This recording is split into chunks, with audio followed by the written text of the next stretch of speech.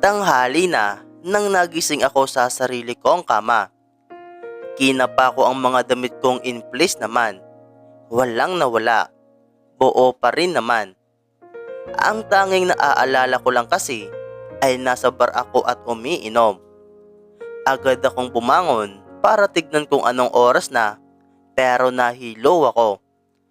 Napahawak ako sa ulo ko at naramdaman kong bumabaliktad ang sikmura ko. Oh no, I'm gonna vomit. Tumakbo agad ako sa CR at naghintay kung kailan ka-fail maglabas ng lahat. Mabuti na lang at medyo nawala at humupa ang pagbaliktad ng sikmura ko. Humarap ako sa salamin at inayos ang buhok. Nasusuka ako. Napahawak ako sa tiyan ko. Inalala ko lahat yung nangyari kagabi. Unti-unting nanlaki ang mga mata ko nang naalala ko yung mga nakakahiyang sinabi ko kay Wade. Napapikit ako at napapukpok sa ulo. Oh my God! Oh my God! Oh my God! Napatalon-talon ako. Hindi ko alam kung paano ko siya haharapin ngayon. My goodness! Ang kapal ng mukha ko. Tika, may nangyari ba sa amin? Kinapa ko ulit ang tiyan ko. Nasusuka ako kanina. Am I pregnant? Tumakbo ako papasok ulit sa kwarto ko para hanapin ang cellphone. Maraming messages doon. Liam, Corinne, Rosin, Liam, Kuya Dash, Mami, Dad. Wala akong numero ni Wade. Pero may nakita ako doong unknown number na nag-text. Nanginig ang kamay ko nang pinindot ko para tignan kung sino at anong sinabi. Hindi niya sinabi kung sino, pero alam ko na agad. Text. Inom ka ng malamig na tubig paggising mo at kumain ka ng maayos. Agad ko iyong nidayal yung number na iyon. Bumungad sa akin ang isang malamig at pamilyar na boses. Arina! Untag ni Wade. Napapikit ako at naramdaman ko ang irregular na pagpintig ng puso ko. Wade, kakagising mo pa lang ba? Tanong niya. May narinig akong ingay sa background niya. Wade, hindi mo ba sasagutin ang tanong ko? Si Zach iyon. Tono pa lang ng pananalita at accent ay alam kong siya na agad. Zach, ang klingi mo talaga. Kitang may kausap ang tao. Sabi ni Liam. And I'm sure, tahimik si Austin nang ngumingisi sa kanila. Sa iksi ng panahon, ay nakilala ko na ang mga kabanda ni Wade. Naistorbo ba kita? Hindi, sila yung istorbo. Nakakabinging katahimikan ang bumalot sa aming dalawa. Kung hindi ko lang sana narinig si Zach na tumawa, ay may maririnig na akong crickets sa background. Tumawag ako para magtanong. Sabi ko sa wakas nang nakarecover na ako sa sinabi niya. Okay, nakuha ko itong number mo kay Rosin kagabi. Anya. Umiling ako kahit hindi niya naman ako nakikita. Hindi yan ang tanong ko. Kung ganun ano? Uminit ang pisngi ko. Pinaypayan ko ang sarili ko dahil pinagpapawisan na ako kahit naka-full yung aircon. Nabuntis mo ba ako? Tanong ko at pinikit ng mariin ang mga mata. Hindi siya agad nagsalita, kaya agad akong kinabahan. Niyaya ko siya kagabi, yun lang ang naaalala ko. Wait, what, Rina? Napaupo ako sa kama at napapadyak. Ang tanong ko, nabuntis mo ba ako? Narinig ko ang paghugot niya ng hininga at pagbugo niya nito. Anong klaseng tanong yan? Di syempre oo. Napatadyak-tadyak ako. Bakit? Are you sure? Naramdaman mo bang may nangyari sa atin kagabi? What? Sagutin mo ako. Are you sure? Galit niyang tanong. Narinig kong humupa ang tawanan ng mga kabanda niya. Oy, wait, ano yan? Marahang tanong ng kalmadong si Adam. Shh! Potol ni Wade kay Adam. Rina! Napatalon ako sa kama sa sigaw niya. May nagpunta ba dyan kagabi? Sino? May pinapasok ba si Rosin sa kwarto mo? Ha? Rina, sagutin mo ako. Sigaw niya.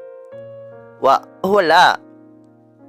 Napatingin ako sa kwarto ko at napahawak sa ulo. Rina, stop the car po. May pupuntahan ako. Sabi ni Wade sa background. Wade?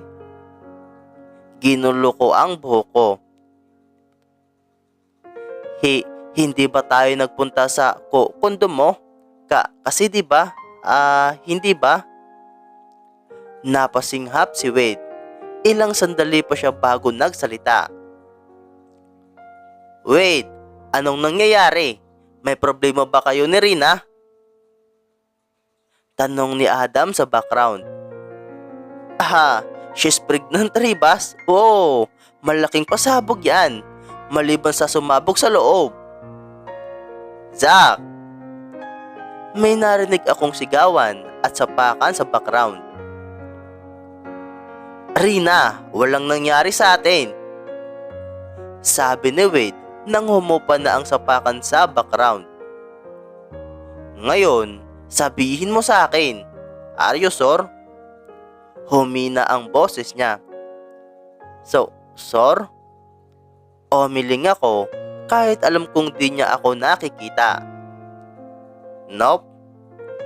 Rina. Sure down there?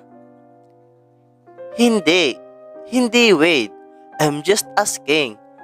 Kasi nasusuka ako kanina. Wala bang nangyari? Nanaginip lang ba ako? O assuming lang talaga ako? Sus, babae ka. Narinig ko ang frustration sa boses niya. Iwan ko sa'yo. Siguraduhin mong walang gumapang na iba dyan sa kama mo ha. Napatingin ako sa kama ko. Wala naman. Nakakahiya. Akala ko may nangyari. Iyon pala wala. Nasusuka ka kasi marami kang nainom kagabi. Mabuti pa, uminom ka ng tubig at matulog ulit hanggang sa mahimasmasan ka. Wait, okay na ba? Malilit na tayo sa studio. Sabi ni Adam. Okay na, salamat. Anya. Rina. Narinig ko ulit ang pagbuntong hininga niya. Kung may nangyari man sa atin kagabi, hindi ganon kadali kang masusuka. Ilang weeks pa bago ka magkakaroon ng sintomas ng pagkakabuntis mo. So, walang nangyari sa atin kagabi? Tinakpan ko ang bibig ko. Why did I sound so frustrated and disappointed? Hindi siya agad nagsalita. Mukhang di naman niya yung tanong ko. Wala diba? Wala. Okay. Disappointed na naman yung naging tono ko. Rina, ilang beses ko bang kailangang sabihin sa'yo? Ikaw ang virgin sa ating dalawa, kaya ikaw ang magpigil dyan. Huwag mo akong asahan dahil talagang masusuka ka after 2 weeks kung lagi mo akong inaakit ng ganito. Pabulong niya itong sinabi. Narinig ko ang satsatan at tawanan ni na Adam at Zack sa background.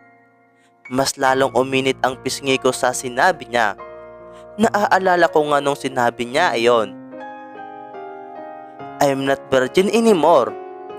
I corrected him. Hindi ba? Natahimik ulit siya. Rina. Oh, bakit? Akala ko ba magdadahan-dahan tayo dito? Bakit parang nagmamadali ka naman yata? Gusto mo yatang araw-araw?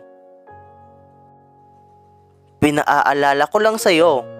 Hello? Kasi di mo na naaalala. Alam ko, pero I still think you're a virgin, Rina. So stop acting like you're not baguhan. Natahimik ako at napakagat sa labi. Narinig ko kaagad ang mabilis at malakas na pintig ng puso ko. Parang ilang libong kabayo ang tumatakbo sa taas ng bubong ang naririnig ko. Okay, Rina, may ire-record kaming kanta ngayon. Papunta na kami sa Moon Records. Uminom ka na ng tubig at magpahinga. Okay, wait. Gagawin ko rin yung suit mo, tsaka yung kay Adam. And also yung gown ni Sean. You're telling me you'll be very busy, ah? Anya. Medyo wait. Mahirap kaya ito? Ako yung gagawa. Hindi ko muna iaasa sa iba since wala pa naman akong big break. So, ako muna talaga sa ngayon. Alright. Alam mo naman sigurong isisingit ko kahit papaano ang panliligo ko, di ba? Napangiti ako. Busy ka rin naman. Rockstar. You're a rockstar. Kaya bago sila, ikaw muna. Di bali nang pumalpak sa rehearsal, basta tagumpay sa'yo. Hindi ka pa ba nagtatagumpay dyan? Parang aakit na yata ako ng gusto eh. Kailangan niya pa bang manligaw? Alright, wait. Tumawa ako. May pinadala akong mga bulaklak sa inyo at marami pa. I-check mo na lang, okay? Malambing niyang sinabi. Agad akong tumakbo palabas ng kwarto at dumungaw sa sala namin. May nakita akong mga 4 na bouquet of roses at 4 na gift. Alin dito yung sayo? Tanong ko at na-realize kong medyo offending yung tanong na ayon, kaya binawi ko. Ang dami kong manliligaw ngayon na, in fairness. May 4 na bouquet at 4 ding gift. Dahan-dahan akong bumaba sa hagdanan. Narinig kong tumawa siya. Lahat ng yan ay akin. Sobra naman yata yan, wait. Sobra naman yata yan, wait. Yung alam ko, pag nanliligaw, isa-isa lang araw-araw. Bakit 4 yung sayo? 4 na taon na kung wala sa buhay mo eh. Tumawa siya. At syempre, marami talaga dapat. Para saan pa ang perang pinaghirapan ko kung hindi ko gagastusin sa babaeng dahilan kung bakit nasa tuktok ako ngayon. Kinagat ko ang labi ko at tinignan ang bawat roses na nandoon. I don't know if that's good or bad. Nasa tuktok si Wid ngayon dahil sa akin. Dahil gusto niyang patunayan na mali ang panguhusga ko sa kanya. Parang ang pangit pakinggan. Pero sinasabi niya ayon na parang inspirasyon niya ako. Na parang di niya mararating ito kung wala ang support ako. Gayong ang totoo, itinulak ko siya sa putik. Kaya determinado siyang bumangon.